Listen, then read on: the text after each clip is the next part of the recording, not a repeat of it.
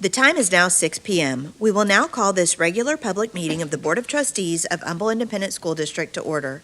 A closed session of the board will now be held on the matters contained in the notice for this meeting. Should the board determine that any final action, final decision, or final vote be required with regard to any matter considered in such closed session, then such final action, final decision, or final vote will be made upon reconvening of this public meeting in open session. The time is now 6 p.m.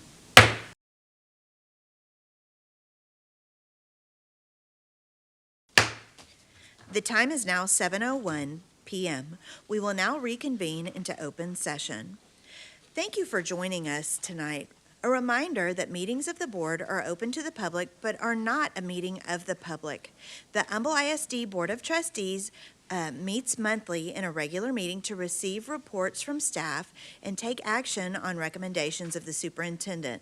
The board receives the agenda and all supporting documentation several days in advance of the regular meeting, which allows us to ask and receive answers to many of our questions in advance of the regular meeting. Therefore, lengthy discussions are not always necessary on every agenda item. But as a board, we do have the appropriate knowledge in preparation for responses regarding the content of the meeting tonight. There are students, really cute students, and other guests present. To maintain decorum, respectful behavior is expected. Disruptful behavior and/or comments will not be allowed. And with that, our first item, Mr. Grabowski, will you lead us in our pledges?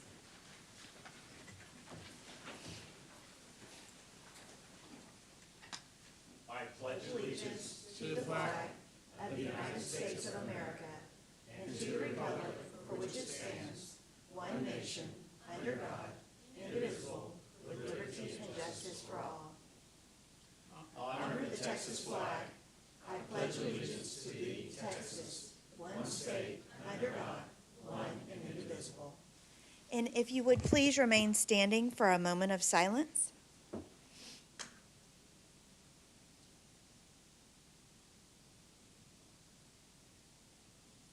You may be seated.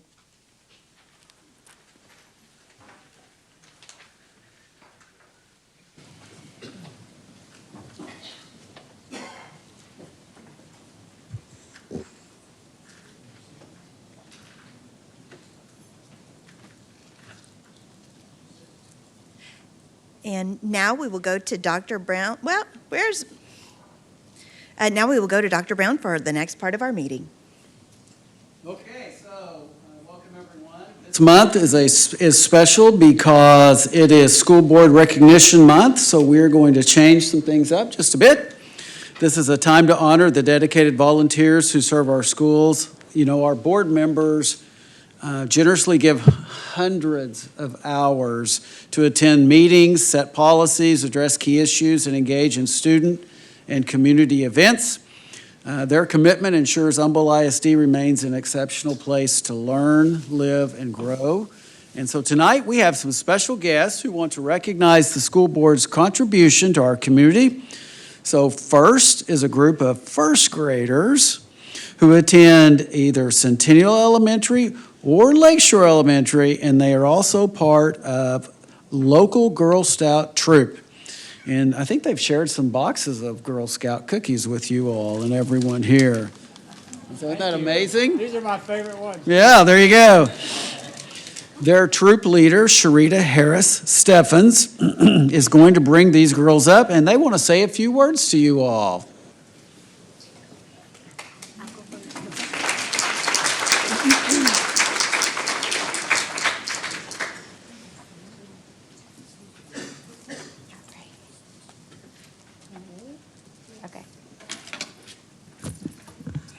Good evening, Humble ISD board members, staff, and families.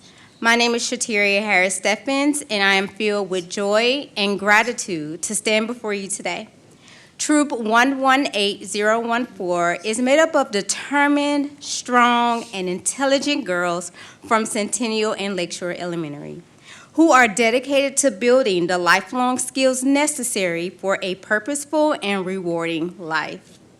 Although we began our Girl Scouts journey just a few months ago, these girls have already embraced the values of leadership, friendship, accountability, and entrepreneurship. They are eager learners, making great strides and inspiring others along the way. You play a pivotal role in supporting the Girl Scouts. You have created partnerships, offered resources, and fostered a supportive environment for the girls to participate in Girl Scouts, which gives them more opportunities to learn outside of the classroom. For that, we thank you. It is with great pride that I introduce to you Olivia Durden, Chloe Steffens, Brooklyn Martin, and Madison Cooper.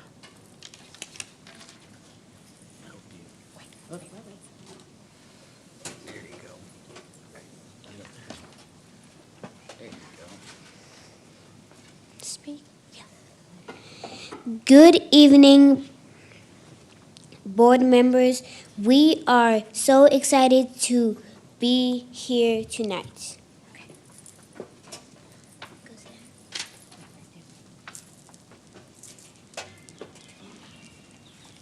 Got it? Okay. We want to thank you for helping make our schools a place where we can learn, grow, and make friends.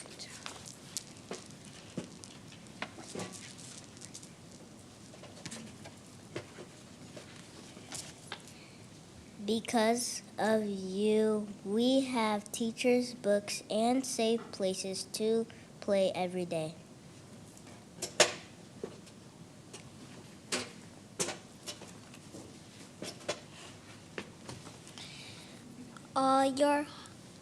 All of your hard work has reached our dreams,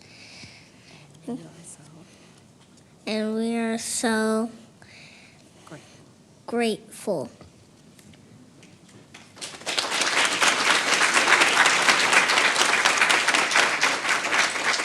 So, from Troop 118014, thank you for being leaders in our community.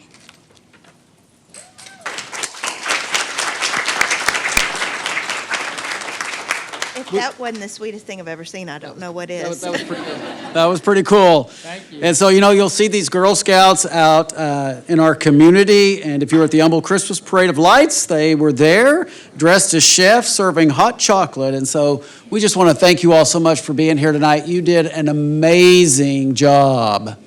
And I think I may start using that ladder, because I'd probably be maybe 6 foot. Tallest Mr. Perkins, maybe, if I use that. So thank you, girls, for being here. That was wonderful.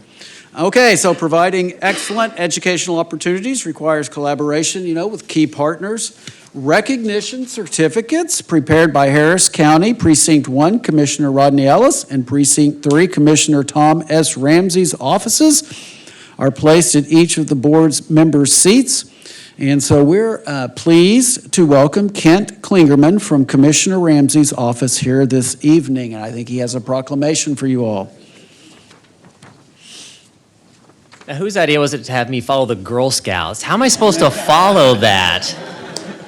I'll do my best. Good evening, members of the board. Superintendent Brown, thank you for the privilege to join you all tonight on behalf of Commissioner Tom Ramsey.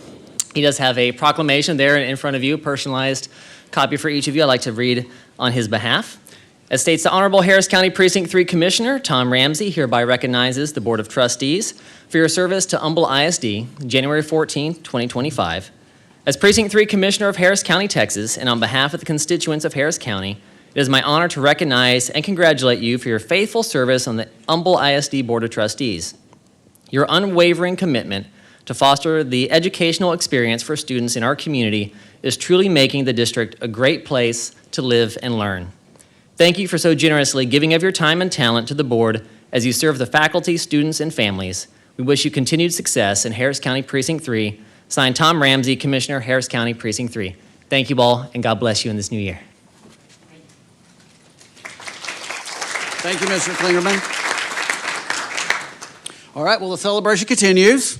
So to celebrate all that our school board does to support our students, staff, and community, you will find board members at your seats, a commemorative book featuring photos from the past year, as well as cards, letters, and artwork submitted by students from Hidden Hollow Elementary, Lakeland Elementary, Maplebrook Elementary, Oak Forest Elementary, Atascocita Middle School, Timberwood Middle School, and Summer Creek High School. Also, the eggplant salsa was created from produce grown in the garden at Oak Forest Elementary. So that's pretty amazing. And the glass bowls were created by Summer Creek High School art students. And I think you guys are going to show some of those. I think Mr. Scarfo is, which leads us into our inspiring moment here in just a second. So there's the bowls. And so that's just pretty amazing, the talent of our students and their appreciation for all the work that you guys do each and every day for our districts. Okay, so now we have some inspiring moments. And so for this evening's inspiring moment, we'll learn how art students from Summer Creek High School actually created these glass bowls to celebrate all of your work as board members. Today, we are working on our glass fusing project for our school board members for School Board Recognition Month. Glass fusing is the art of melting multiple pieces of glass together. To complete this project, we gather our tools, safety goggles, final sketches, and your pieces of glass. We head to our stations with our pieces of glass. Then we cut the glass and put it into our layout. Once we're satisfied, we'll bring it to the cart to be placed in the kiln. For this project, we had to fire your piece twice to create a bowl. We hope you enjoy this artwork. Thank you, school board!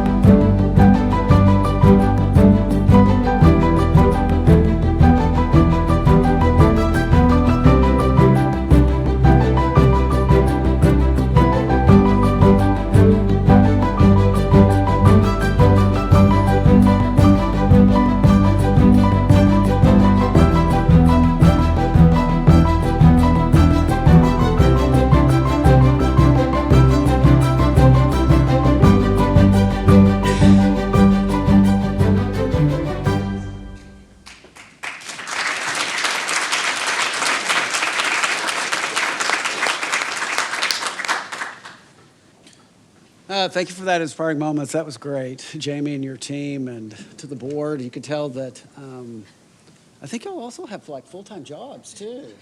And you're everywhere. So thank you all so much for all your support. We certainly appreciate it throughout the district, and we feel it and really appreciate that and want you all to know that. And so thank you for everything you do.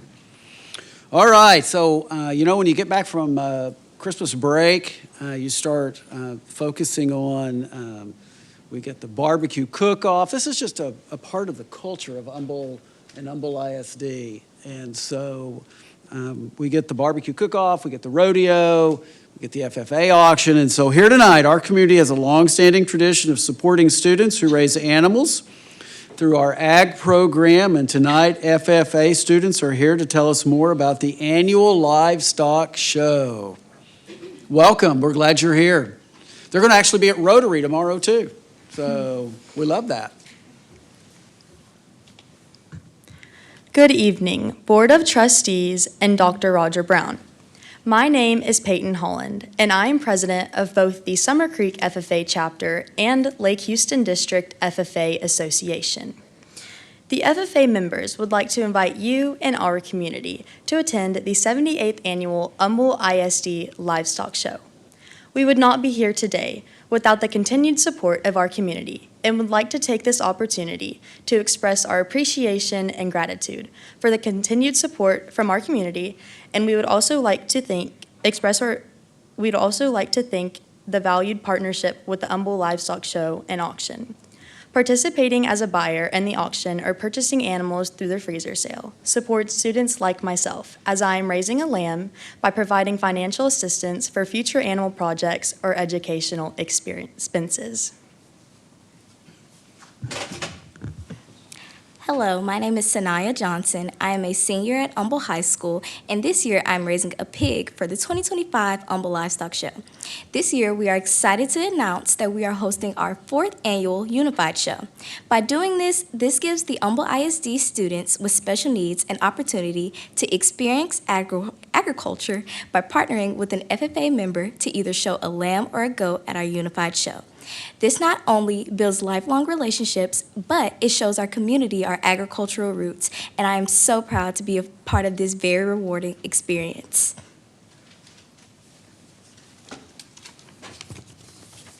My name is Katie Jumper. I am a senior at Kingwood Park High School, and this year I am raising a swine.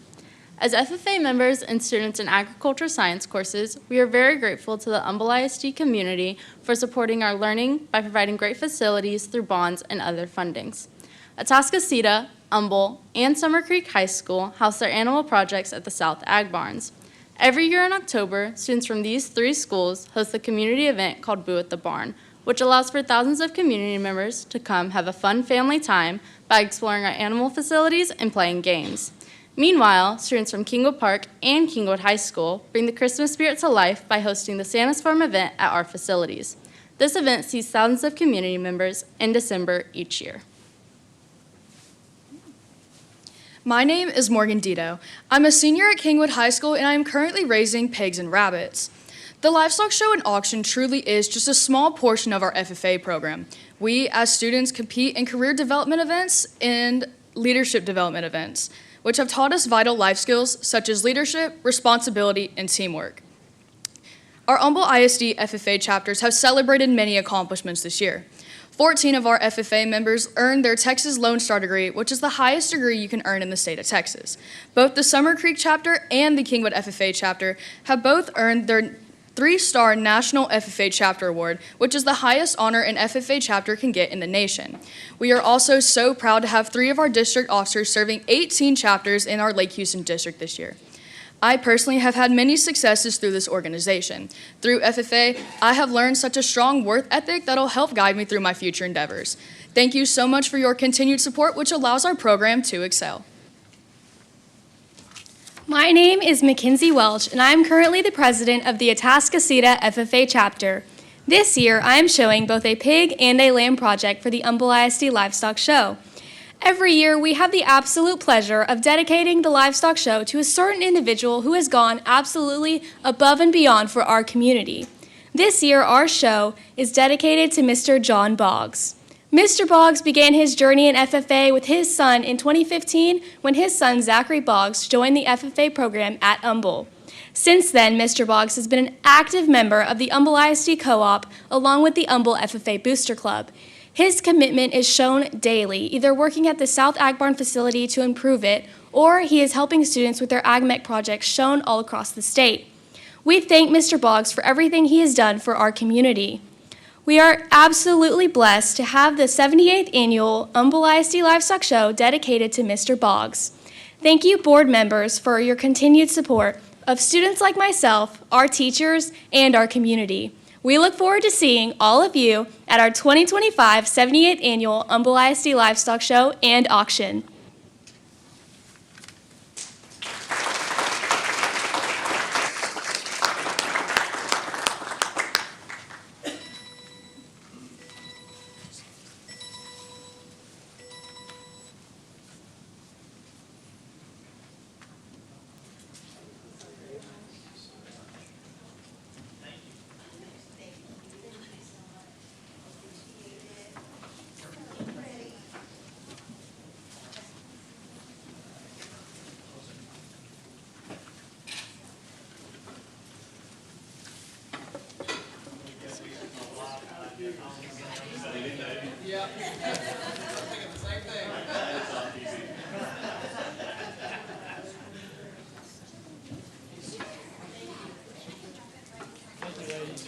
Well, thank you, ladies. Thank you, ladies. You did an amazing job. I'd also like to introduce the instructor from Kingwood High School that is here tonight, Megan Johnson. Please stand. Is here with them. And I think you'll be okay with me saying this. This is Christy Tarkington's daughter, and she just got married. So we're glad you're here, and she was a Kingwood graduate. So welcome. Glad you're with us. I think that's it. I think that concludes our recognitions. That's it. That concludes our recognitions for tonight. So that was pretty awesome and amazing. So. Well, thank y'all so much. Thank you, and thank you, Dr. Brown. The next item is public comment. The board encourages comments from citizens of the district or from district employees. Anyone wishing to speak, either as an individual or as a representative of a group, may do so following the procedure outlined on the agenda. The board asks that the comments pertain to public education issues and be no longer than 3 minutes. Remember that the board may not discuss or act upon any issues that are not posted on our agenda for today's meeting. If an issue mentioned is listed on tonight's agenda, the board will defer discussion until the appropriate time during the meeting. In addition, the board has adopted complaint policies that are designed to secure at the lowest administrative level a prompt and equitable resolution of complaints and concerns. Complaints brought by students or their parents, by employees, and by citizens may be heard in accordance with board policies. Each of these processes provides that a resolution cannot be achieved administratively. The person may appeal the administrative decision to the board as a properly posted agenda item. Copies of our district policies on public participation in meetings and filing complaints are available on the Humble ISD website. The first person signed up for comment tonight is Mr. John Cobb. And then if I could have Deanie Allen and Santiago Acosta come and sit in the front row, please.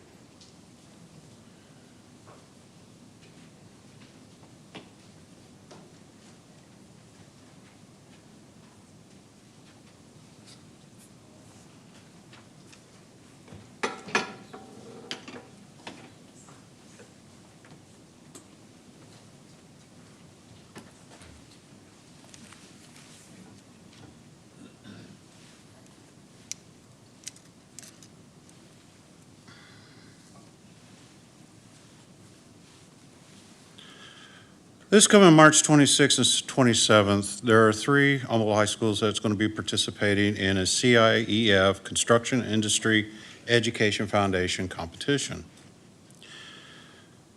2 of the high schools, Summer Creek and Humble High School, is using their contacts with tiny homes and is able to come up with clientele to go through the process, which is designing and building a building.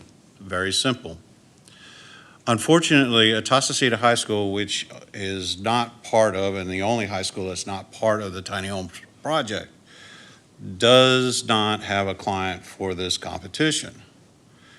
Therefore, we're kind of a little bit behind on the schedule, and I am coming in front of the board to see if there may be someone that's interested in having a small little 96 square foot building built and placed onto the area.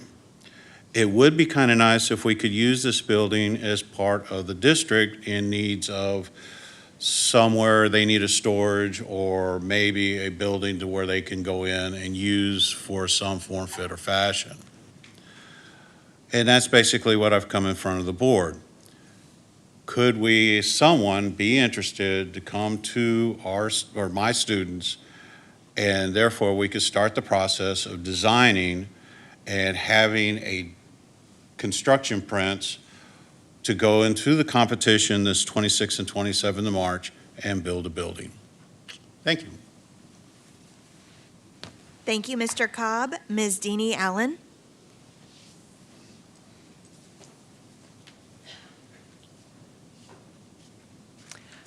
Deanie Allen, reading specialist and dyslexia specialist. I'm here tonight to say thank you, Dr. Brown. Thank you so much for accepting my invitation to talk about reading. I have been working on my presentation. I haven't yet hit 40 slides yet, but I'm trying to keep it down. I'm looking forward to this opportunity to talk about our challenges, our opportunities, and solutions.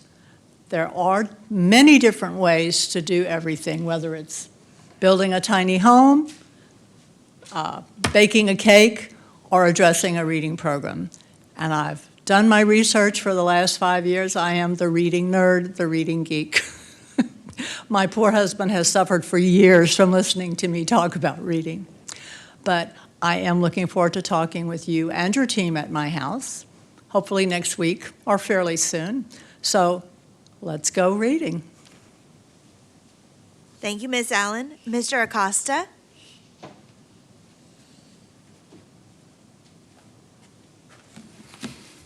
Hello, ladies and gentlemen. DOJA, Department of Government Efficiency. I was here last time, and as I saw your agenda, I said tax refunds. That means that's the reason I came last time, so that my refunds of my property or my school taxes come down. So maybe I'm going to be saying some things that you guys are going to cover, but I don't know if that's the case or not. Here's what we have. First of all, I want to go ahead and tell y'all.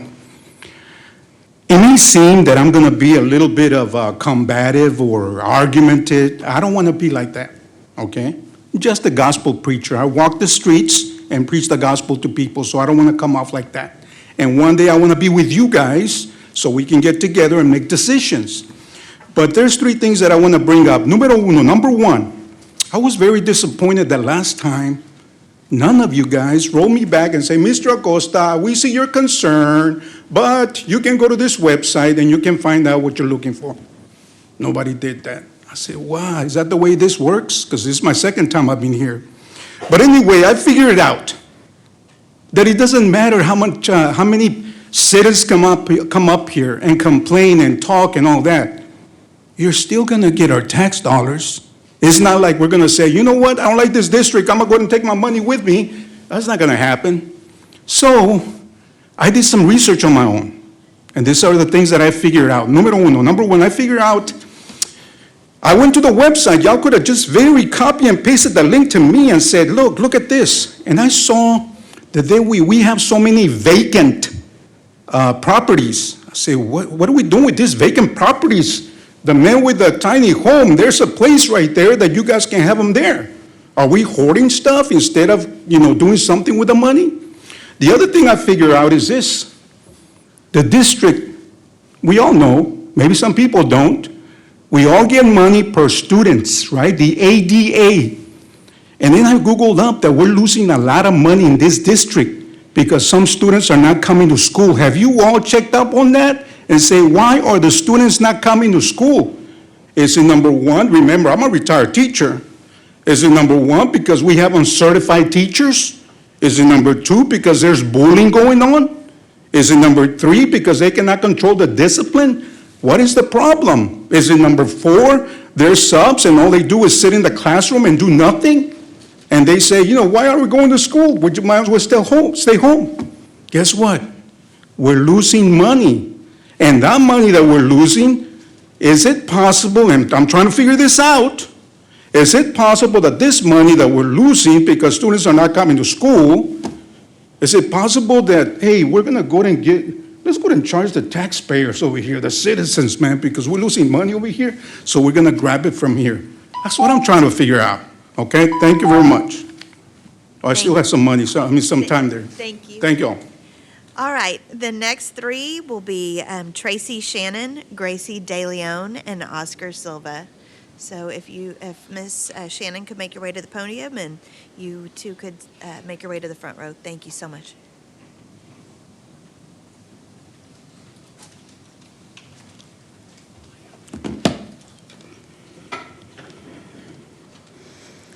Greetings. Thank you for allowing me to speak. Once again, our vendor list contains a vendor who has links to breast binding, male genital tucking, and male genital tucking resources, and links to a page selling tiny penises for little girls to put in their underwear on her professional page, not her personal blog. This is professional speech revealing her approach to kids who have suggested they feel like they would like to be the opposite sex. God forbid one of the vulnerable children at Cambridge School should confide in her that they have such feelings, because according to her professional presentations, gender transition should be started regardless of coexisting mental health concerns. You removed her last year and then added her back when the ACLU threatened to sue. I understand you have a fiduciary responsibility to avoid lawsuits, but you have a higher responsibility to protect the children in this district. What if one of the Cambridge School kids, where she spends her time with the district's most vulnerable children, incurs complications from breast binding or genital tucking? What if at the age of 18, one of these children decides to pursue procedures they will later regret and are irreversible? Are you okay with a person hired by this district having put them on that course? If we really care about avoiding lawsuits, then 6 of you who were on the board when the former superintendent disclosed an intimate relationship with a subordinate should have taken action then, so we could have avoided the lawsuit that was spawned from that. But personal relationships got in the way.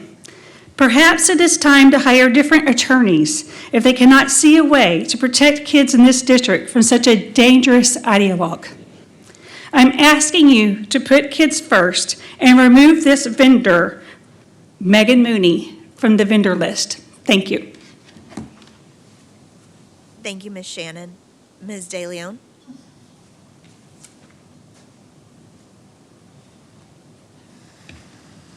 Hi, good evening. Good evening, Dr. Brown and school board members. My 2 topics tonight are primarily based off of parent feedback. The first is about security.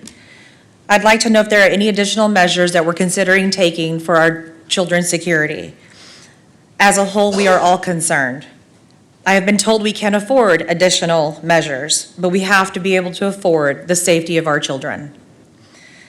Secondly, I'd like to discuss the ongoing issues in the restrooms.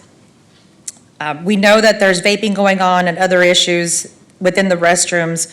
Although the detectors have had issues themselves, I do believe that we need to have the detectors in each of the restrooms to help attempt to offset some of the vaping. I know it's not the end-all catch-all, but it's something versus nothing. Another solution that I think we should look into is requiring the kids to scan their badges prior to entering the restrooms.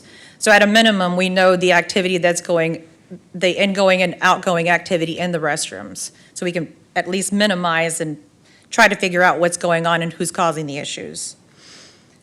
We need to have a standard, follow the standard, and ensure there are consequences if those standards are not followed. Thank you. Thank you, Ms. DeLeon. Mr. Silva?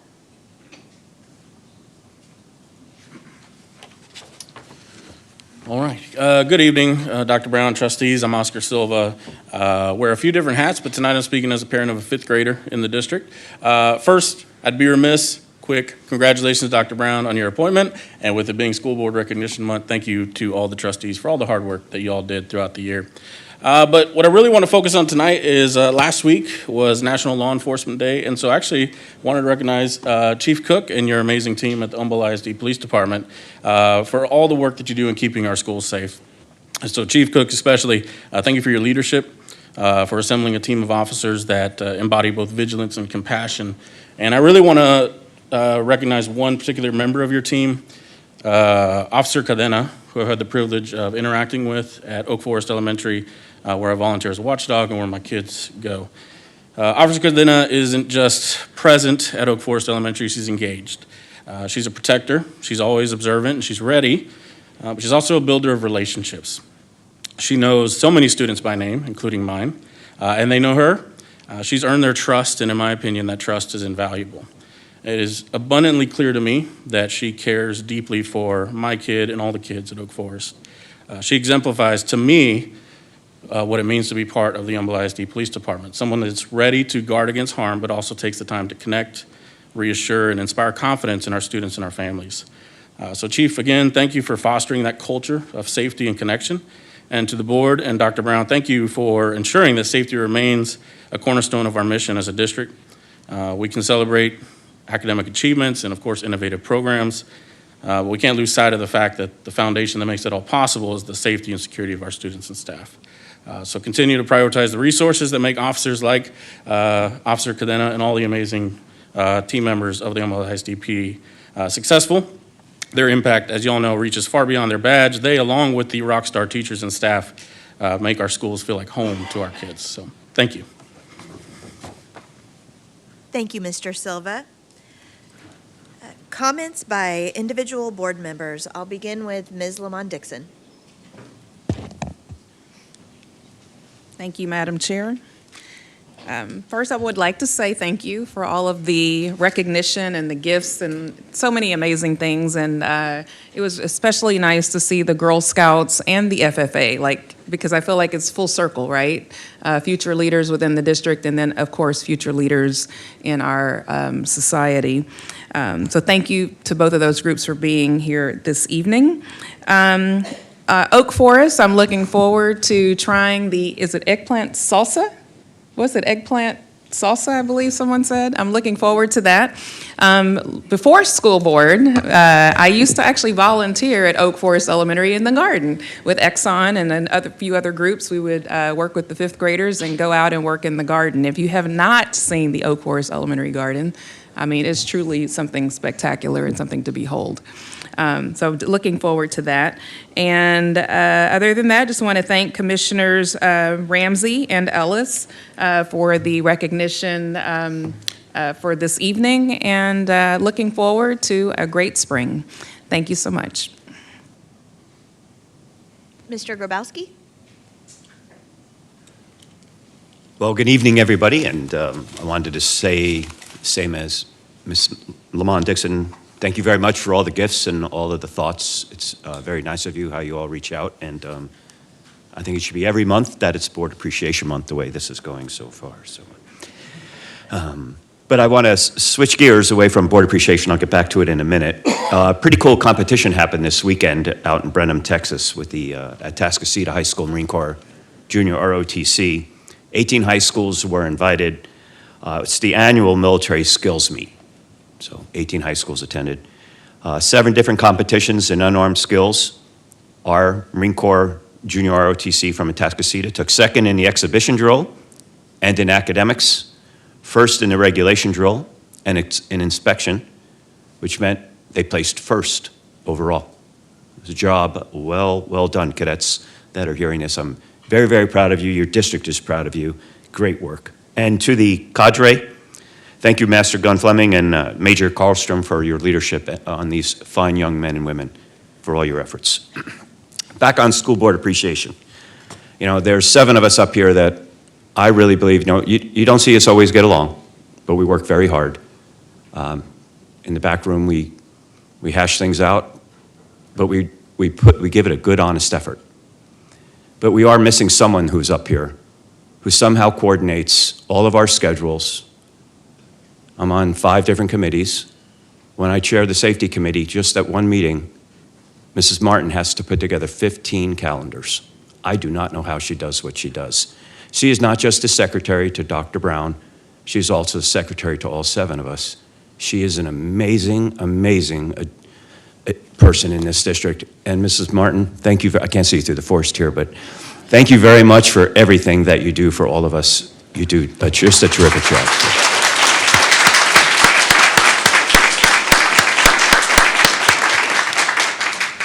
That's all, Madam President. Mr. Sitton?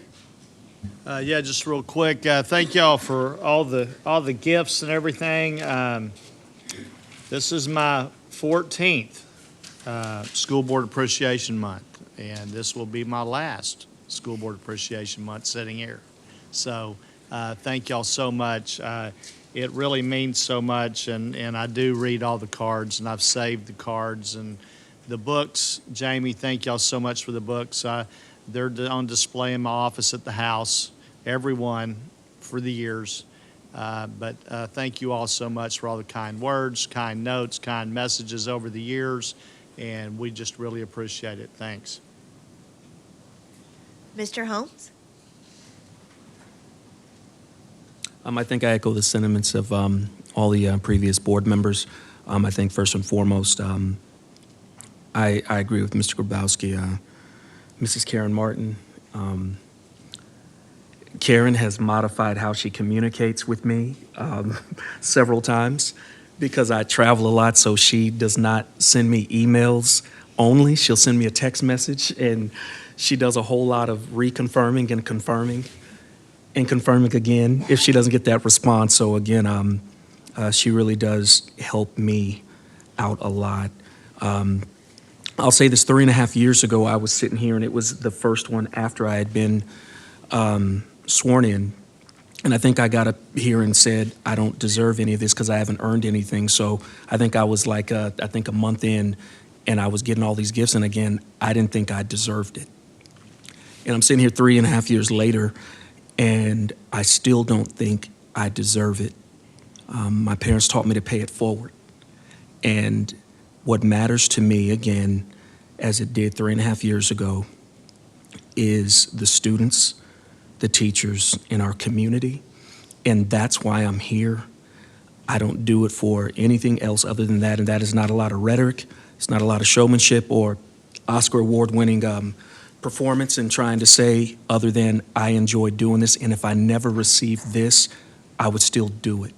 And so I just want to say again, thank you to the community, the teachers, parents, for trusting us, even when you cannot trace us and what we're sometimes having to make decisions on. Again, I just want to say thank you. That's all I have. Mr. Scarfo? Thank you, Madam President. I'd just like to also thank everyone involved, all the students, the staff, campuses, for all these lovely gifts. And I'd agree, Mr. Sitton, I think this is my 12th one, and this doesn't get old. It really doesn't. This is my favorite month of the year, this January. This is a lot of fun. It's great. And we appreciate the recognition. But again, it's not for the recognition. I think people know that and believe that. And I agree with what Mr. Holmes said. And Mrs. Martin, goes without saying to me, you are just, you see some of my text back to you, you're off the charts. So and thank you for that. Anyway, I do appreciate, though, those cookies, those Girl Scout cookies. That was my favorite of all that's up here. And there's a lot of great things. But anyway, I'll certainly enjoy those. Too bad the young ladies left. I'd be willing to buy some more cookies. I'll have to do that at one of the grocery stores because they're always out there. So we'll see them. But anyway, thank you all very, very much. It's really a labor of love, and it's a real privilege to get here and serve for some time and hopefully have a little bit of a positive impact on the future through our students. So we're there for you guys just as you are for us. Thank you very much. And Mr. Kirchhoffer he said he didn't have anything, so if you change your mind, Mr. Kirchhoffer, let me know. Lastly, I'm so glad that you mentioned Karen, because she is the unsung hero of the school board. And so you just say, can anybody really be that nice? Really? Can they? Yes, they can. And her name is Karen Martin. So we really appreciate everything you do for us each and every day. So I'm just humbled and overwhelmed by the outpouring from everybody. We just really, really appreciate it. I'll tell a secret on myself. We typically put our awards on the table behind the podium, and I was looking at these flower arrangements, and I was going, whoever gets those is really lucky. I wonder who's going to get that award. And so I'm really, really thankful to FFA for that. Really, really, really neat. So super thankful. And with that, our next item is comment by the administration. Dr. Brown? Thank you, President Parker. I do have a couple of things I want to share tonight. So received this and I want to share. Congratulations to the campuses in your district, and we had 12 of them, for winning the CREST Award, which is the Counselors Reinforcing Excellence for Students in Texas. And this was through the Texas Counselor Association. This award recognizes outstanding comprehensive school counseling programs. And so I'm just going to take a second and read. That's Atascocita Springs, Elm Grove, Fall Creek, Groves Elementary, Humble Elementary, Humble High School, Kingwood Middle School, River Pines Elementary, Riverwood Middle School, Timbers Elementary, Timberwood Middle School, and Wood Creek Middle School. So certainly congratulations to all those counseling staffs and to all of our counselors that just do an amazing job each and every day and are such an important part of what we do for our students. But also, as part of this, Ashley Frutos, the counselor at Groves Elementary, nominated Angela Bland for the Texas School Counselor Association Roshine Fleming Award. It's in the category of Campus Level Administrator of the Year, and she won. So Miss Bland, congratulations to her, and we're all going to go to an event on Sunday, February the 2nd, as all of these schools and Miss Bland get recognized, and that's going to be in Galveston, so that ought to be fun. And so congratulations to them. So one of the other things I want to share is tonight you will see in the information items a financial service report. And, you know, we've been focusing on our average daily attendance. And so we have to report that to TEA 6 times a year. And so we've started reporting that to the board. In fact, it's up there now. And you can see we reported in October and November, and now then here tonight.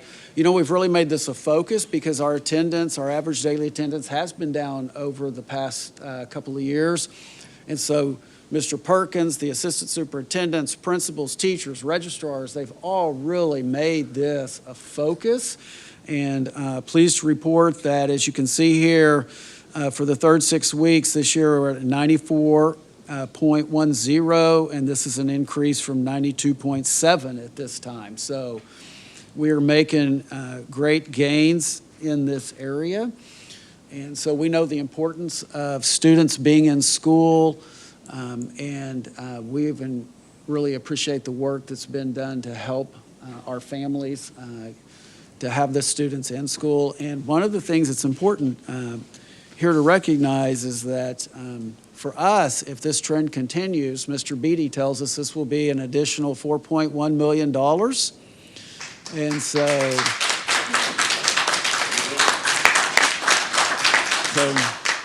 you know, that equates to about a 1% raise for teachers. And so every dollar is important, but it's more important we just want the kids here.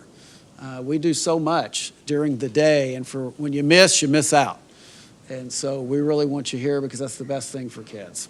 And financially, it doesn't hurt either, Mr. Beatty, I understand.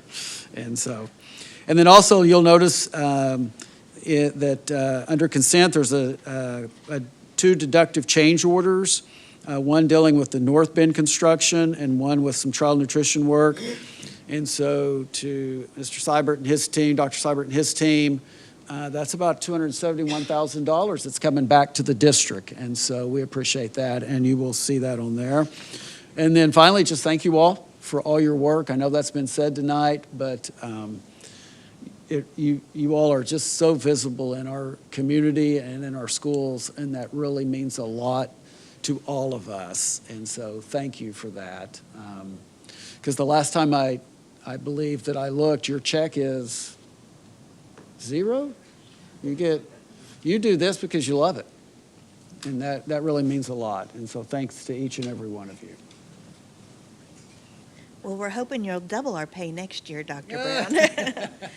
We appreciate it. We're good? I'm good. Okay, so moving on to our next item, action items from closed session. Item 4A, personnel recommendations. Mr. Holmes, may I please have a motion? Yes, I move that the board approves the administration's personnel recommendations as presented in closed session with addendum. Is there a second? Second. Motion has been made and seconded by Mr. Sitton. Any discussion? All those in favor? Item passes 7-0. Item 4B, resignation and release agreement in the matter styled Humble ISD versus Maroney, docket number 040-LH-11-2024. Mr. Holmes, may I please have a motion? Yes, I move that the board approve the resignation and release agreement in the matter styled Humble ISD versus Maroney as discussed in closed session. Is there a second? Second. Motion has been made and seconded by Mr. Grabowski. Any discussion? All those in favor? Item passes 7-0. The board withdraws item 4C. Item 4D, consider authorizing council to negotiate possible resolution in pending personnel dispute with Assistant Athletic Director as discussion in closed session. Mr. Holmes, may I have a motion? Madam President, I move to approve council to negotiate potential resolution in pending personnel dispute with the Assistant Athletic Director as discussed in closed session. Is there a second? Second. Seconded by Mr. Scarfo. Any discussion?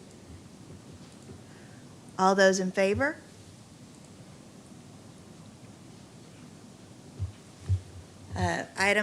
So all those opposed? Item passes 5-2. Moving on to item 5A, our consent agenda. Item 5A, approval of minutes for December 10th, 2024, regular board meeting. Consent. Item 5B, approval of minutes for the December 17th, 2024, special board meeting. Consent. Item 5C, bond fund capital projects, budgetary transfers. Consent. Item 5D, budgetary transfers and amendments. Consent. Item 5E, approval of goods, professional services, and non-construction services exceeding $50,000 in the aggregate or $25,000 individually. Consent. Item 5F, 2024-2025, construction and construction-related purchases. Consent.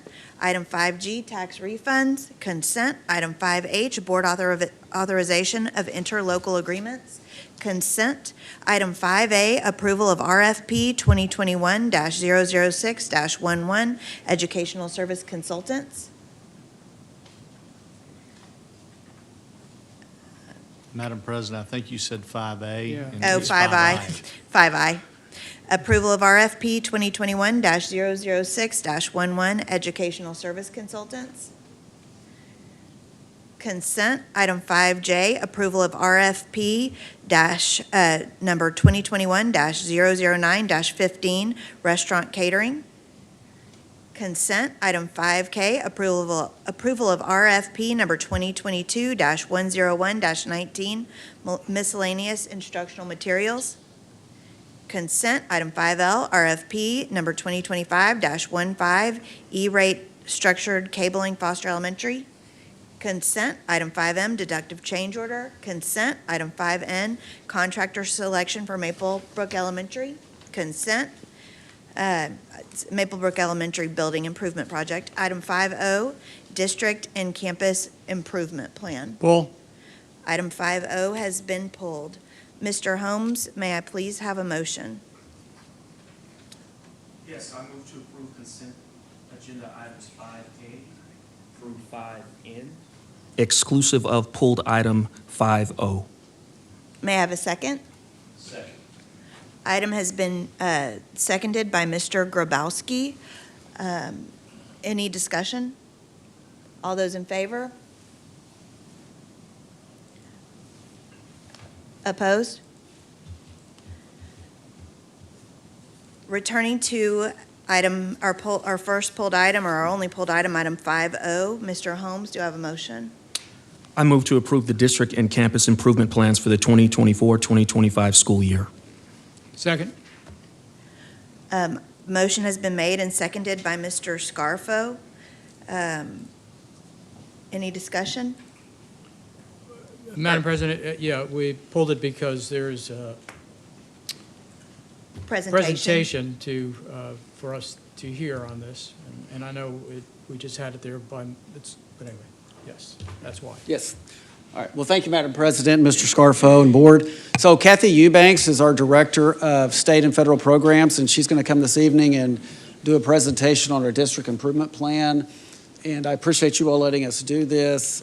As required, you have to approve this and review this each and every year, which you've been doing. But we wanted to have a presentation on it because we've been talking a lot about where do we want to go in the future, and I think this will lay a great foundation for that discussion as we move forward and discuss this even further. So it'll give us a good idea of where we are and where we've been, and then we'll go from there. So, Ms. Eubanks, I'll turn it over to you. Right. Good evening, Madam President, Dr. Brown, members of the board, and community members. Thank you for this opportunity to share the information regarding our performance objectives and improvement plans. I am sharing this on behalf of all of our campus and district teams who are faithfully committed to supporting our students, our staff, and our families. It is definitely a collective effort across our entire district. So before I begin, I would like to acknowledge and thank all of my respected colleagues who are in this room tonight and their dedicated teams who are leading this honorable work. And with that, I'd like to start with our 4 main areas that we will cover tonight. The first, I will provide a very brief overview to set the foundation for our conversation around the performance objectives and improvement plans. Then we will review the results of the 23-24 district performance objectives that were established last year. Following that, we will examine the proposed district performance objectives for this school year, the 24-25 year. And then finally, I'll identify and outline the common components that are found within all of our improvement plans that have been submitted for your approval this evening. So let's start with the overview. Texas Education Code, along with our board policy, requires that performance objectives and improvement plans be approved, developed, and revised annually for the purpose of improving student performance. Annual board approval of the performance objectives is required. The performance objectives are included in each of the improvement plans that you have tonight. These plans are of significant importance because they help stakeholders align to a unified vision, and they ensure that they are working collaboratively towards our shared goals. Secondly, these plans help to prioritize activities to enhance the quality of teaching and learning, which we all know is essential for achieving student success. Additionally, the plans address specific needs, unique challenges, and opportunities within the district and each of our campuses that are unique, promoting a very customized response to improvement.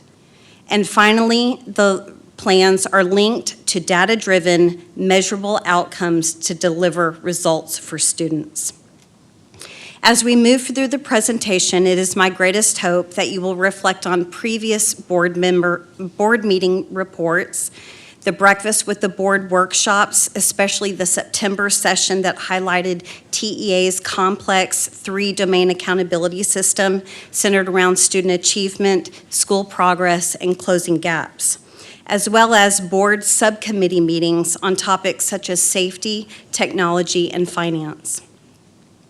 Following tonight's meeting, it's my understanding that additional board workshops will be conducted to further enhance your understanding of district improvement efforts and to deepen our working partnership for student success. To make sure that everyone's on the same page and working towards our shared vision and goals, the performance objectives and our improvement plans across the board are aligned with the 5 district goals previously board approved as top priorities for our district. You can see on this slide the 5 district goals that are outlined. Goal 1 focuses on providing high quality and personalized instruction for student learning. Goal 2 is all about ensuring safety and security of students and staff. Goal 3 aims to enhance the recruitment and retention of quality staff. Goal 4 strives to foster a family-like culture that actively involves stakeholders and encourages their feedback. And finally, Goal 5 underlines the importance of aligning all of our resources effectively. By being intentional and aligning our performance objectives and improvement plans with the district's 5 overarching goals, all of our amazing support staff, dedicated teachers, instructional coaches, administrators, community partners, families, and our district teams throughout our entire organization are able to make significant impact on skills, attitudes, and habits that lead to meaningful and sustainable change. So now let's review the results of each of the district performance objectives that were established for the prior 2023-24 school year. So to set the stage for the results that we're reviewing together, I'll break down the number of performance objectives that you will see for each of the district goals. As you can see on the far right of this slide, there were a total of 16 measurable objectives last year.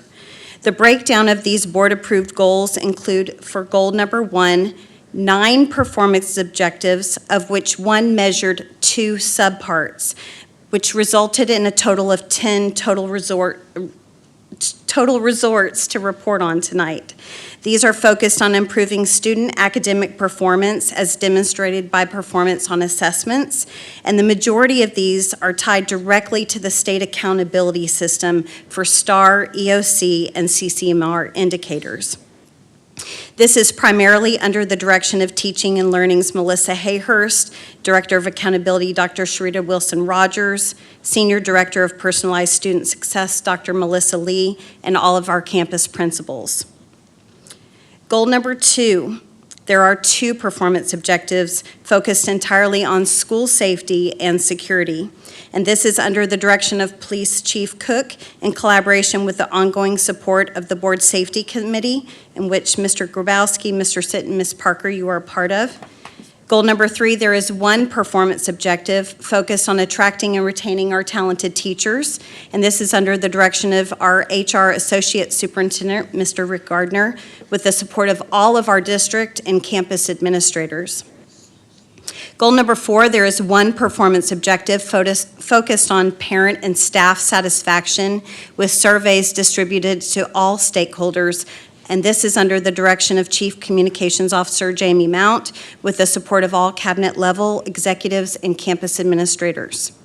Finally, under goal number 5, there are 2 performance objectives focused on financial management practices under the direction of Chief Financial Officer Billy Beatty with the support of the Board Finance Committee, in which Mr. Kirchhoffer, Ms. Lamont Dixon, and Mr. Grabowski are a part of. On the following slides, as we review the outcomes for these 16 objectives, you will see that progress was measured for each performance objective using the following scale. Minimum progress, 0 to 25%, some progress, 26 to 49%, substantial progress, 50 to 99%, and if all outcomes met, which is 100%, our ultimate target for all goals.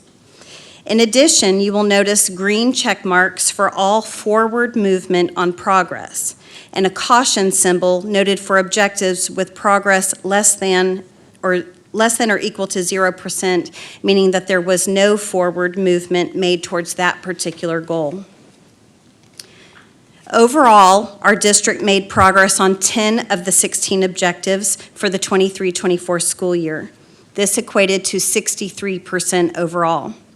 While we recognize this did not hit the 100% mark, campus and district staff started this year with incredible focus and determination, and progress has already been made behind the scenes for increasing system effectiveness and moving all students forward this year. Now I'll break down the results for each of the performance objectives by the district goal.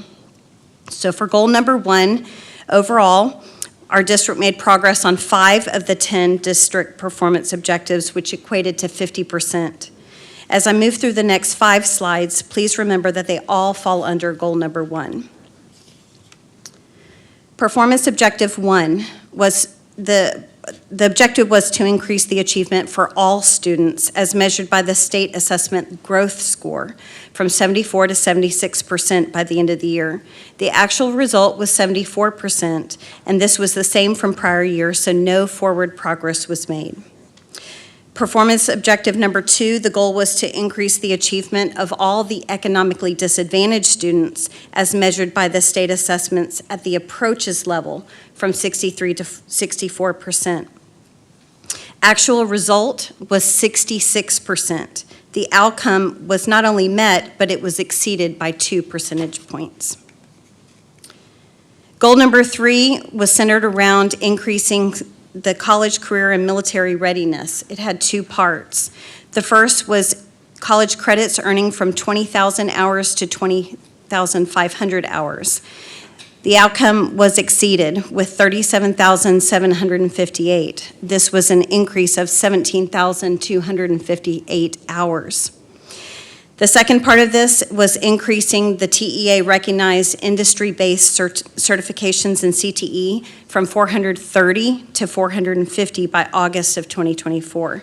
Again, this was exceeded by meeting 621 certifications. This was 171 above what our target was. Performance objective number 4. The goal was to increase the percentage of graduates who met the criteria for CCMR to increase from 39 to 40%. Again, this one, all outcomes were met. It was exceeded by resulting in 61%, which was 21% over our established goal. And number 5, the percentage of juniors successfully completing pre-AP or more advanced courses was to increase from 55 to 56%. In this area, our result was 53%. So our target was not met. We actually saw a decrease. So you see the caution symbol there. Performance objective number 6, the percentage of 3rd grade students tested that scored meets grade level or above on the STAR RELA exam. The target was to increase from 49 to 51% by the end of the year, and our result was 49%. This is marked as minimal measurable progress because it was the same growth as the prior year. Number 7, the objective was to increase the percentage of 1st grade students that meets grade level on the fall local reading assessment to increase from 39% to 42% by August. In this case, the result was 38%, which was a decrease of 1. The final 2. We have goal number 8, the percentage of 2nd graders that meets grade level on the fall local reading assessment to increase from 49 to 51%. The result was 43%, and this was a decrease of 6%. And finally, the last one, objective number 9, the percentage of 3rd grade students tested that scored meets grade level or above on the STAR Math was to increase from 40% to 42%. The result in this category was 41%, which was an increase of 1% from the prior year. So in this case, it was substantial progress towards our established goal. Okay, the next goal, this is the one centered around safety. Our goal, our district made progress on 2 of the 2 established performance objectives, which equated to 100%. The 2 goals are here. Number 1, the District Safety and Security Committee would meet at least twice a year to review and plan for the district safety. The result was that they met 3 times, so the outcomes were met with a +1. And finally, number 2, all campuses will complete designated drills and at least 2 tabletop exercises annually, and the result was 99.7%. So we almost made it on that one with substantial progress towards goal. Goal number 3. This goal is to attract and retain the most talented staff available for our students. We had one performance objective, and unfortunately, the progress was not made on this, so this equated to 0%. But let's look at this one a little deeper. The goal was to maintain a 90% or greater teacher retention rate. The result was 86%. While this was slightly lower than our target of 90%, it's important to note that the district's 5-year average retention rate of 86% was the same as the state's rate of 86%. Additionally, it is noted on the slide, as you can see, that our fill rate was incredibly at 99%.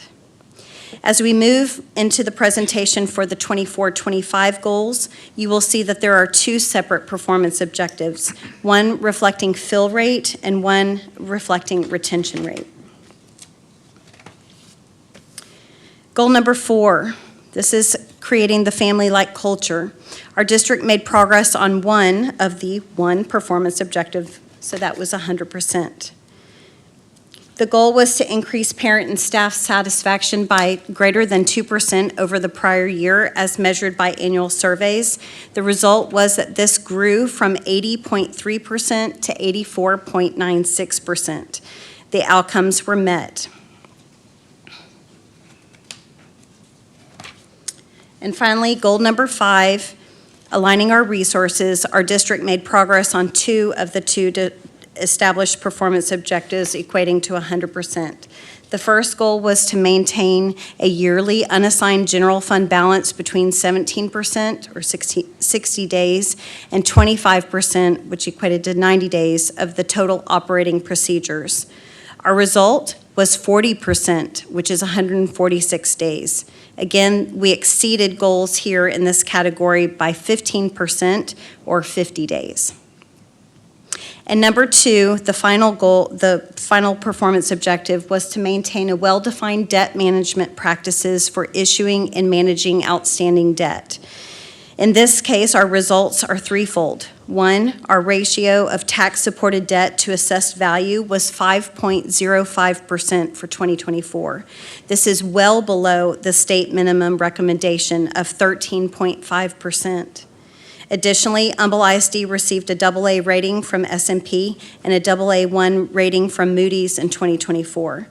These ratings are the second highest possible rating and indicate that the district has a very strong capacity to meet financial commitments and its debt is of high-quality investment grade. Before I move into the 24-25 proposed, are there any questions? I don't know if you have the actual numbers. I know that, Jamie, you might, but in terms of goal number 4, right, how many people are actually responding to the survey? So I know we met the goal of 2% satisfaction, but I was just wondering, out of the volume of parents we have, roughly on average, how many are actually responding?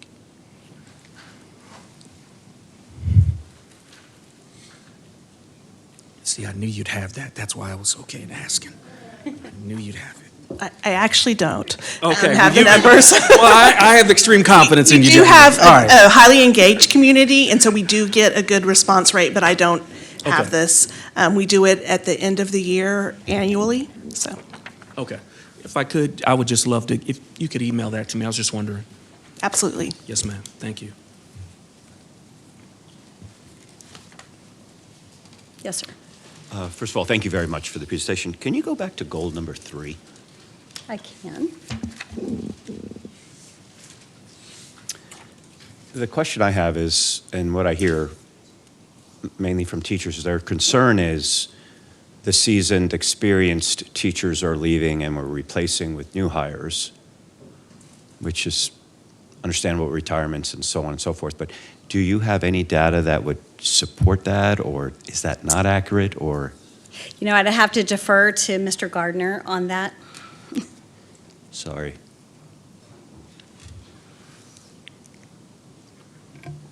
So, yes, we are, we lose teachers that are retiring, but I have additional data that I can share with the board when the time comes with regards to the hiring of those new teachers. We've been competitive on our salaries, and we are attracting those that leave with new teachers. And so, on the side of the more seasoned teachers that are leaving, it's actually slowed down in the last 12 years because we've been competitive with our compensation. Those that are leaving are also leaving not only due to pay, but other family circumstances and health reasons, or just simply leaving the profession. So those tend to be the top 3 or 4 categories as to the more seniors that are leaving as well. And we're trying to address those. Is it fairly accurate to say then, Mr. Gardner, that the experience level of the teachers leaving is being replaced by similar experienced teachers coming in? We will gain more teachers from 0 to 10 years. We do gain some teachers that have 15, 20 years, but those numbers tend to be smaller.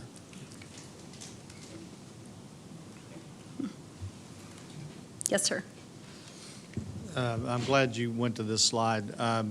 We used to get kind of a notification from you each year of what our retention rate is and so forth. Our turnover rate is the way we would call it. It seems to me over the last 14 years that this has been kind of the norm, 12 to 15% every year. I think you might have even mentioned the 5-year average of 14%. So I guess the question is, going from 86% to 90% seems a little aggressive when you look at our long-term track record. But the more important thing here to me is that fill rate. We start the school year at almost 100% on a regular basis. Am I on the right track here? You are. So on the average, this district loses anywhere from 400 to 600 teachers. It is a common phenomenon that occurs. And that's at the end, by the end of the school year, we're running about 86, 85%, 87%, depending on what's happening in the environment. By the time school starts, the goal has been for us to be at least 95% greater in our fill rate. And in each year, we've successfully have done that. So this year in 24-25, that's mentioned here on the screen, we hit 99%. We had probably about 45 vacancies by the time school started. That time, compared to last year, we were at like 98%, and we had about 80 vacancies. And the prior year to that, we were at 97% fill rate, and we had 130 teacher vacancies. So we've been improving as we've been going. Part of that success, it has been the strength in the bench with regards to apprentice teachers, bringing them aboard, getting paras to become teachers. And so we're doing a number of different things with regards to trying to fill those vacancies. And it's not only teachers, but it's all the other job categories that we're trying to get our fill rates to a satisfactory level by the time school starts.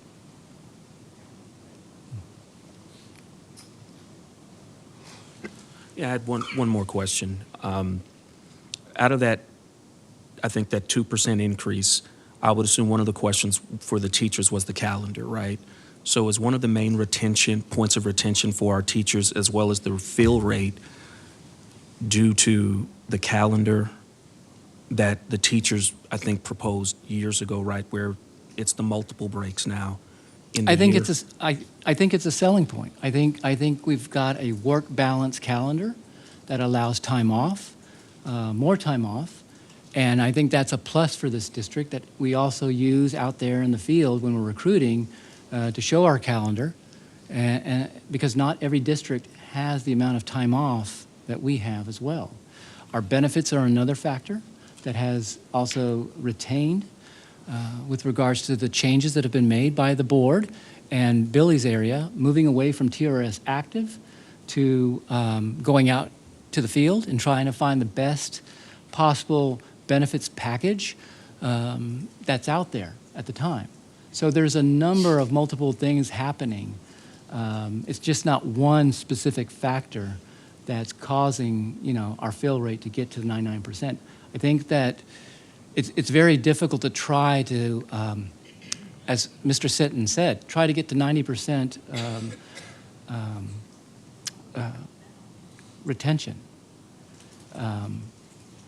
Because there's just so many factors out there that employees in general have to choose from. And keeping in mind, too, we always, pick on COVID, but it did have an impact, not only on Humble, but every single employer out there as well. So we are recovering from that. And I think faster than we have anticipated as well. And we'll continue to look at compensation and try to be more aggressive in those areas.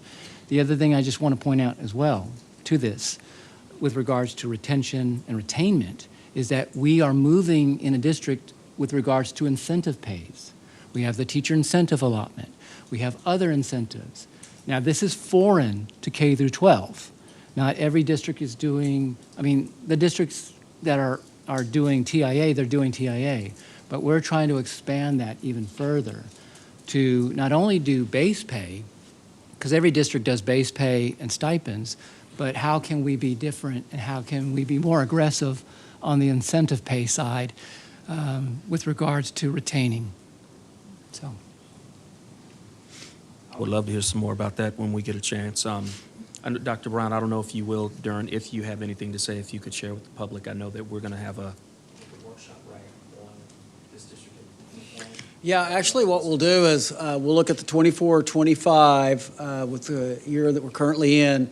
But as I mentioned earlier, this is going to be a great springboard. This is where we'll start that workshop coming up, to look at all of these goals, answer those questions. Do we want to address any of these, change them? And so I'm really excited about where we're going this spring. And I know Ms. Eubanks is going to continue and hit the 24-25 and appreciate that. But that's really what this is about. Let's just get the information out there. You guys will take time to look at it before our workshop. And I know Ms. Martin is working on that to get that scheduled. But this is where we'll start. And then work together as a team along with this team out here and move us forward. One comment I'd like to make really quickly is about that 99% fill rate. I don't know if Mr. Gardner has any statistics or data from surrounding districts, but I know, as a board member, speaking to other board members, he deserves a lot of credit in this space, and the whole team, regarding getting to 99%, because it's really unheard of to have a 99% fill rate. It's ever since COVID, I think it has been unheard of. So I don't know if you have any information about surrounding districts, but I always get the question, how did you guys get to a 99% fill rate when we're struggling? So I don't have the actual data, but, we hear, right? We hear at that point in time when schools get ready to, when the kids are ready to come back, we'll hear from other districts that they're down 200 teachers, or, depending on the size of the district, right? Or 300 teachers. So we've tried to maintain that fill rate as high as we can by doing different things. And again, I just want to thank the board for being open to those ideas that we've brought since I've been here in the last 12 years of looking at that and how can we change it up as well. So I could try to find that, Ms. Dixon. May I just think, toot your own horn, Mr. Gardner. Let everybody know how great the district has been in this area. Mr. Gardner, did you say that I might have misheard you. The way I understand it, a student needs what, 75,600 minutes? And a teacher needs 187 days? Correct. Correct? Do our teachers get more time off, or is it just how it's distributed? It's really how it's distributed. Yeah, because every district is following a 187. The majority of them are out there.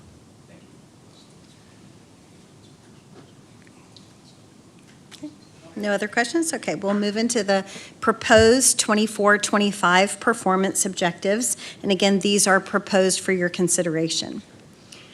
Under goal number 1, we propose for the academic achievement for all students as measured by the State Assessment Growth Score to increase from 74 to 76% by August 2025.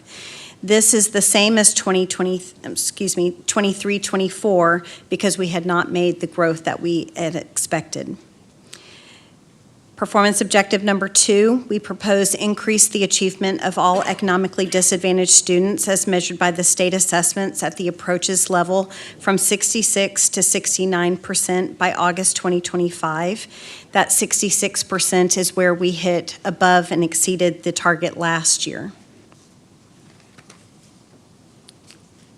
Goal number 3. The percentage of graduates that meet the criteria for CCMR will increase from 61% to 64% by August 2025. This particular objective has been aligned with the state's accountability system for CCMR, so the performance objectives have been tweaked to continue moving forward in this area. So you'll see under college readiness, the proposed goal is that the percentage of students meeting the TSI-2 readiness standards for both English and math to increase from 37% to 42% by August 2025, as well as all high school campuses to establish a plan to utilize the Texas College Bridge to address seniors without a CCMR indicator during the 24-25 school year to establish baseline data for effective monitoring of the Texas College Bridge implementation.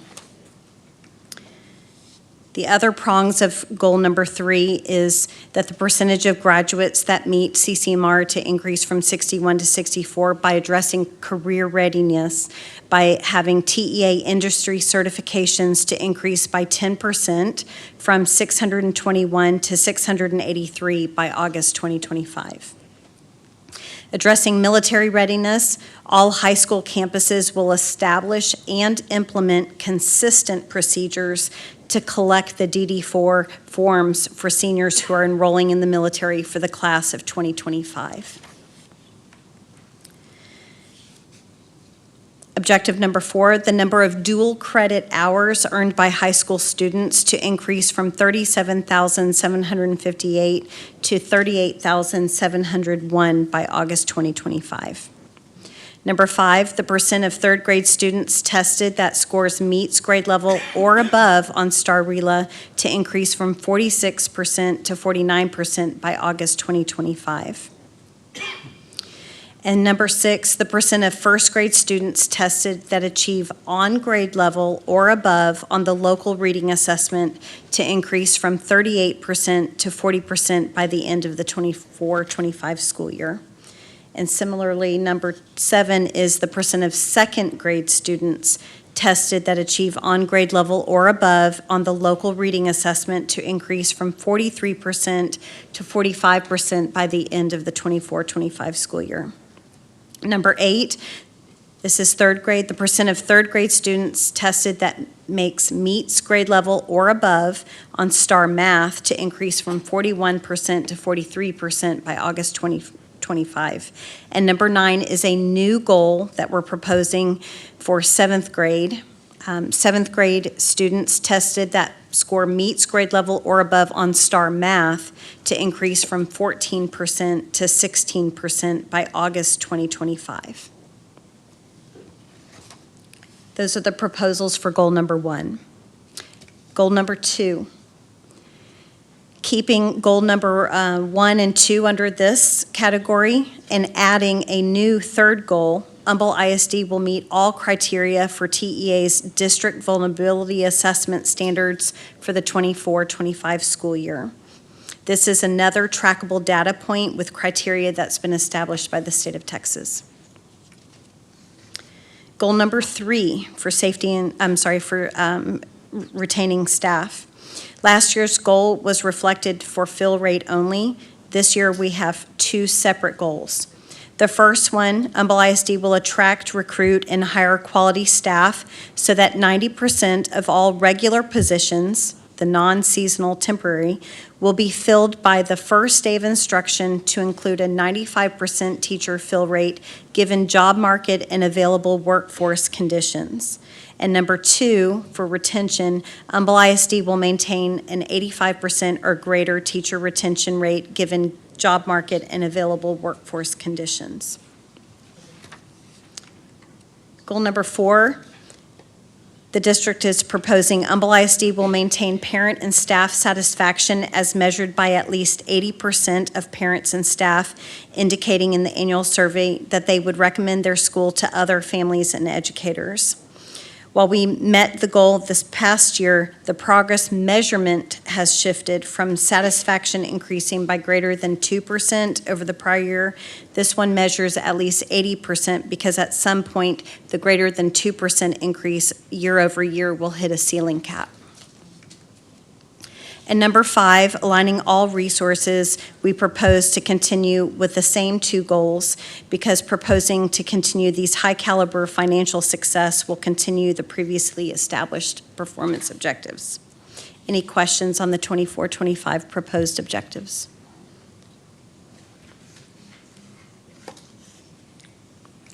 Okay, so ideally, this is the work that, as I've mentioned several times, that we'll do this spring. So this would actually be in place before school starts. And so that's the work that we'll do. Instead of bringing this to you all in January for this current year, it's the work we'll all do so that we'll know and the campuses will know prior to school so they can work on their campus improvement plans. So yes, we're behind, but we're going to change that for the future. Yes. So, yeah, that's kind of where my confusion was when I was looking at this prior to the meeting. Because this year's almost over, and these are proposals for this school year. And how are you using this proposal then to develop the 2025-2026? And will that be available for the board to review and then vote on prior to the next school year? What I'm hoping is that we'll actually, in our work session, we're going to actually work and develop it together, as opposed to us presenting it and saying, here's what we think. We're going to take this and look at the 5 goals. Do we even want to maintain those goals? Are there other goals that you guys would like to have? Because we've had these 5 goals for some time. And the board may say, no, we love these goals. Let's keep them. And so, okay, so the way we're measuring them. Do you like the way we're measuring them? Do you like those targets that under each goal? And so we will work together to develop that. And with this team and see what's reasonable, just have the back and forth discussion of what we think is best for our district as far as goals and how to measure them. Just one more clarification then. I guess I'm confused on what we're going to be approving tonight, because we've got a proposed campus improvement plan, but we may not use that campus or that district improvement plan. We're going to use this to discuss and develop a district improvement plan. So I guess that's why I'm confused. Sure. Well, let me see if I can help here. So the proposal is what we're going to measure ourselves against this year. So it's what this team's been working on already. Normally in the past, this has been brought in December, which I think is too late as well. So we're going to have to use this because the board has to approve a district improvement plan. So we need to get one approved for this year. From the work of this team, very similar to what's been done in the past, this is what we're recommending to measure our success this year.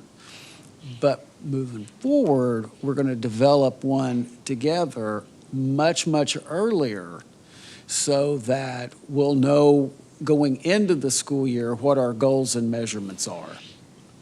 Okay. Madam President? Mr. Scarfo? So, Dr. Brown, what you're really asking us to do right now is retroactively approve this year as a plan, and that's fine, because, yeah, it should have been done earlier. Okay, that's, in my opinion, water under the bridge, so, but we need to have that in place because we have to do it in terms of following the regulations, so there we are. But going forward, what you're suggesting, and what I've asked for in the past too, is we're going to start and begin with the workshops to determine, and they call them goals, but I'd like to go back to, the outcomes that the board wants. What are those outcomes the board wants to see? And then staff will need to tell us what inputs do we need to provide to them.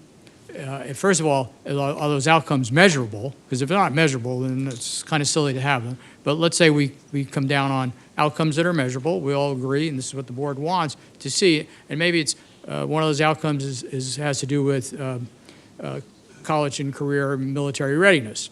Okay, that's fine. That's one. And then so that'll be one of them. And then staff will tell us, well, how we're going to measure that. What's the best way? What can we do?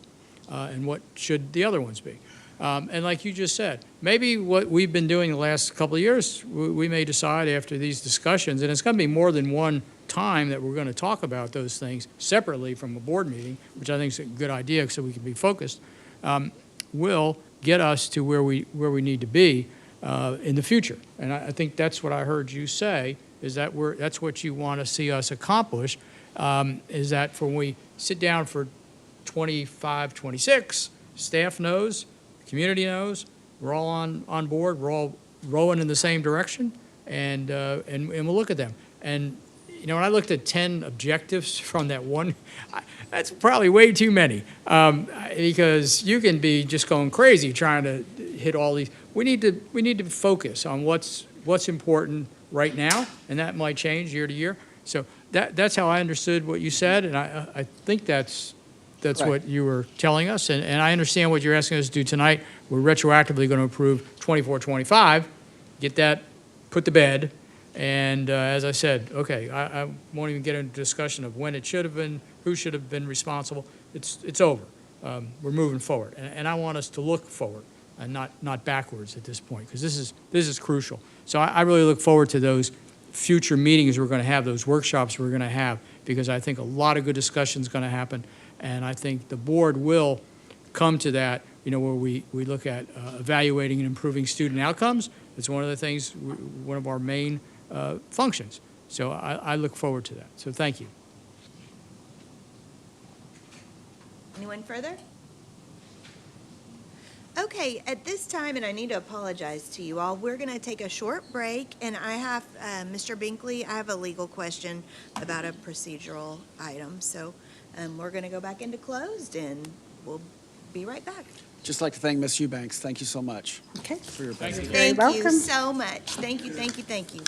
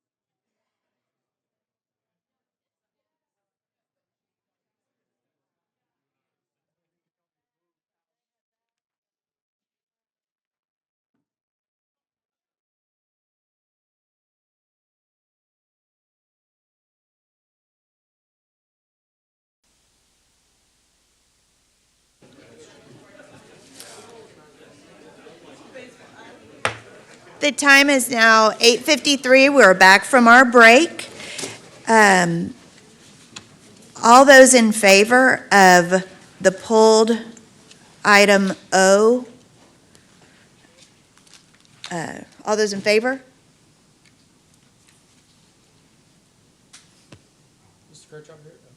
Item passes 7-0.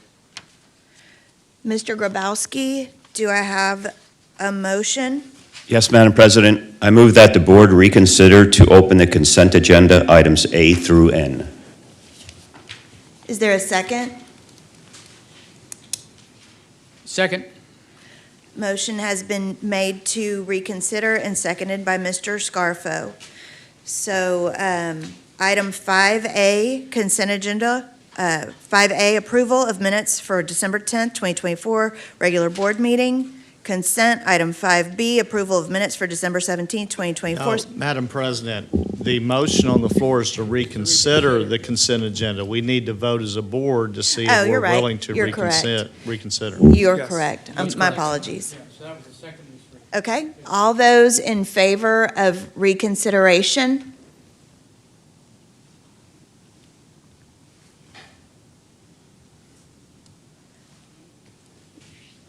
All those opposed? Any abstentions? Madam President, I've got a question. Yes. Can you explain to me why we're reconsidering? Somebody voted wrong. There was a mistake. Somebody voted wrong incorrectly, and they want to revote.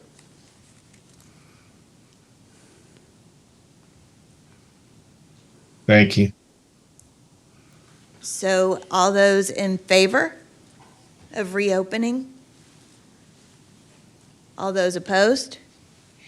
Okay, we will reopen 5-2. Item 5, consent agenda. Item 5A, approval of minutes for December 10th, 2024, regular board meeting. Consent. Item 5B, approval of minutes for December 17th, 2024, special board meeting. Consent. Item 5C, bond fund capital projects, budgetary transfers. Consent. Item 5D, budgetary transfers and amendments. Consent. Item 5E, approval of goods, professional services, and non-construction services exceeding $50,000 in the aggregate or $25,000 individually. Consent. Item 5F, 2024-2025, construction and construction-related purchases. Consent. Item 5G, tax refunds. Consent. Item 5H, board approval of interlocal agreements. Item 5I, approval of Is item H consent? consent. Okay, because you didn't say that. So item 5I, approval of RFP 2021-006-11, educational service consultants. Pull. Item 5I has been pulled. Item 5J, approval of RFP number 2021-009-15, restaurants and catering. Consent. Item 5K, approval of RFP 2022-101-19, miscellaneous instructional materials. Consent. Item L, RFP number 2025-15, E, rate structured cabling for Foster Elementary. Consent. Item 5M, deductive changeover order. Consent. Item 5N, contractor selection for Maplebrook Elementary. Consent for school building improvement projects. Item 5O has been voted on and approved already. Is that correct, Mr. Binkley? That is correct, Madam President. Mr. Holmes, may I please have a motion? Sure. Yes, Madam President. I move to approve consent agenda items 5A through 5N with the exception of 5I. Is there a second? Second. Item has been, motion has been made and seconded by Mr. Scarfo. All those in favor? Or is there any discussion? This is on the consent. On the consent. On the consent. All those in favor? Motion passes 7-0. Mr. Holmes, or Mr. Grabowski, Mr. Holmes, may I have a motion on the pulled item?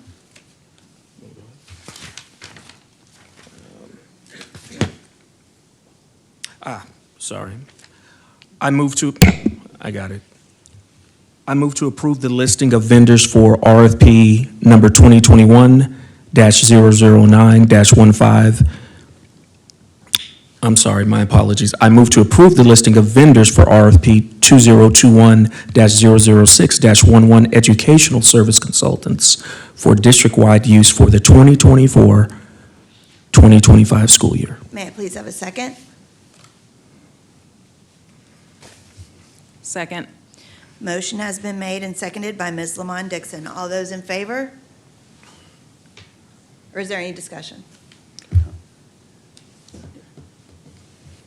Madam President, I'd like to amend the motion on the floor. President, I'd like to amend the motion on the floor. I would like to I'd like to make the motion that we move to approve all the vendors in letter I on the consent agenda with the one exception of pulling Dr. Megan Mooney. Is there a second?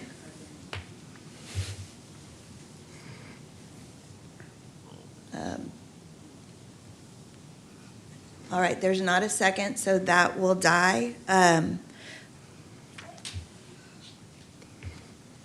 have a question. Uh-huh. If we're in discussion now yet? Yeah. Okay.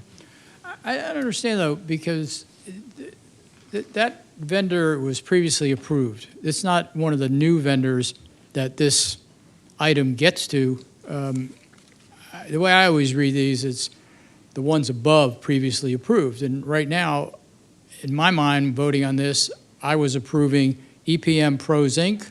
and Jennifer Reddick. So I'm a little lost as to why we're, because Megan Mooney, Dr. Megan Mooney is down, she was added back, that was some time ago. So voting no for this doesn't change. Mr. Counselor, am I right? I mean, voting no on this particular consent item doesn't change previously approved vendors, does it? I am pulling that item now to take a look. You know what I'm saying? I do. Do you have it right here? Madam President, while he's looking that up, just from a Robert's Rules of Order standpoint, we are now discussing the motion, the original motion, not the amended motion, because that was not a second. There was so not it a died. second. Yeah. That failed. Yes, so I just want to make sure that we were discussing the original motion, not the amended motion.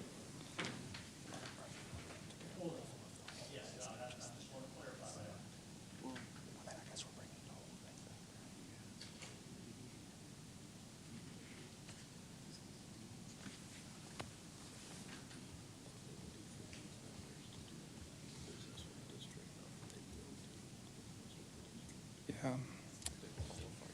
Thank you. I got it.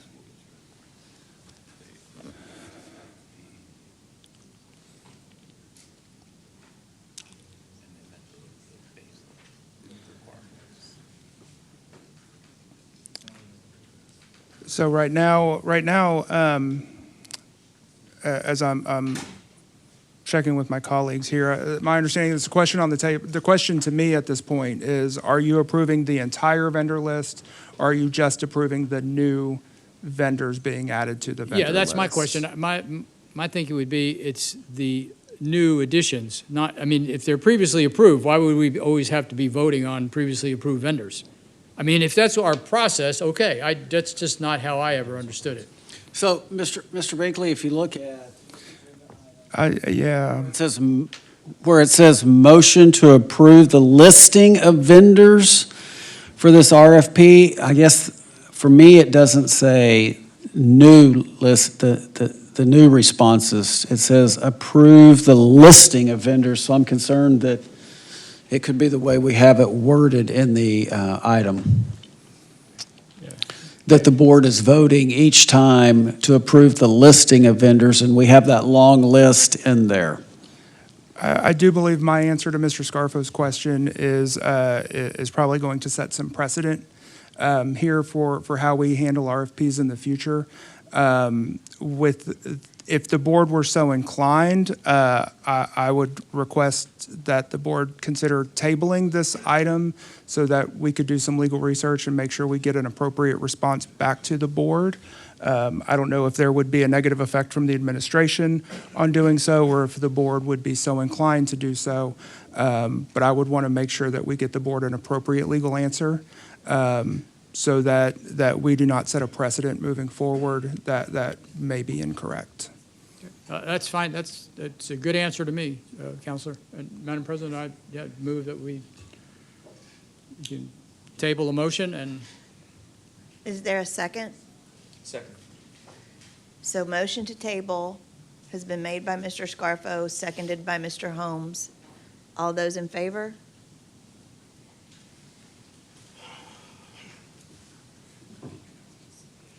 Two in favor of tabling? Three? All those opposed to tabling? It fails.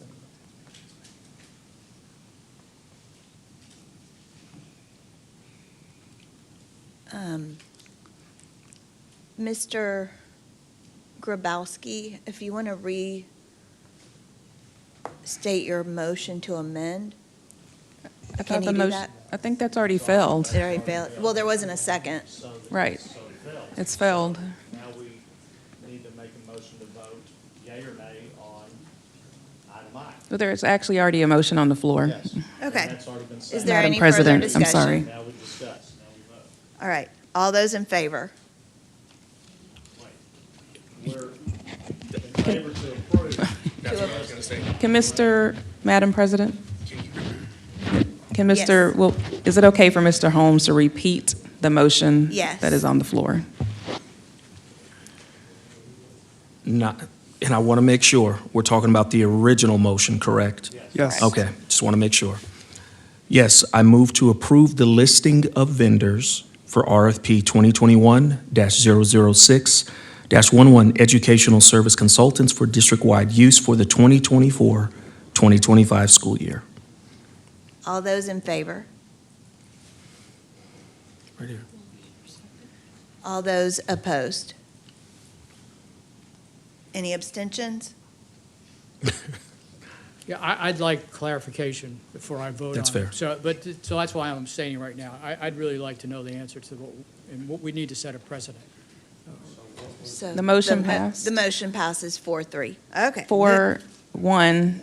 Oh, 4-1, 2 abstentions.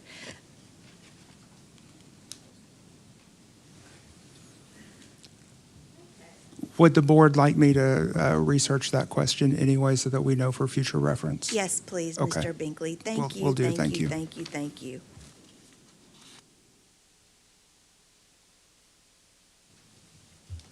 Moving on to item 6A, adoption of the district calendar for the 2025-2026 school year. Mr. Holmes, may I please have a motion? Yes, Madam President. I move to adopt and approve the proposed Humble ISD 2025-2026 calendar as presented in attachment. Second. So the motion has been made and seconded by Ms. Lamont Dixon. Is there any discussion? I'm just asking, Dr. Brown, if you're going to explain the one change. The change? Yes, sir. Explain the change, yes, that's what I wanted to do. So the calendar that was posted, the one change that we would like to make is the December 1st elementary holiday staff workday. We want to move that from December 1st to Monday, March 23rd. And the reason for that is we had received a request from Mothers Against Cancer because they have a large luncheon that day and they raise over $400,000 and so there's just a lot of participants in the community on that. And so for them, it would be better if students were in school that day so that the adults could help and attend this massive fundraiser, and we work with them. They're one of our partners. There's no negative effect to this for us, and so that's our recommendation of what was printed to change that to March 23rd from December 1st.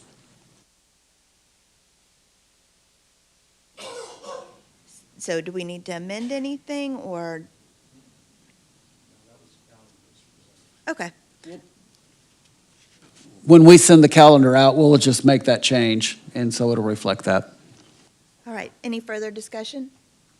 All those in favor? Item passes 7-0. Item 6B, order for trustee election. Mr. Holmes, may I please have a motion? Yes, Madam President. I move to approve the order for trustee election calling for the election of positions 1, 3, 4, and 5, and authorize the superintendent to negotiate and execute all agreements, take all actions, and provide all notices necessary for the same, including but not limited to contracting with Harris County or any other governmental entities for purposes of conducting the election and incorporating information provided by Harris County regarding polling locations as it becomes available. May I please have a second? Second. Seconded by Mr. Sitton. Any discussion? All those in favor? Item passes 7-0. Item 7A, information items. Mr. Perkins, intruder detection audit report. I have nothing to report tonight. TEA had not conducted any intruder audits since our last board meeting. Thank you. Item 7B, updates from board, associations, and committees. Does anybody have an update? Mrs. Lamont Dixon?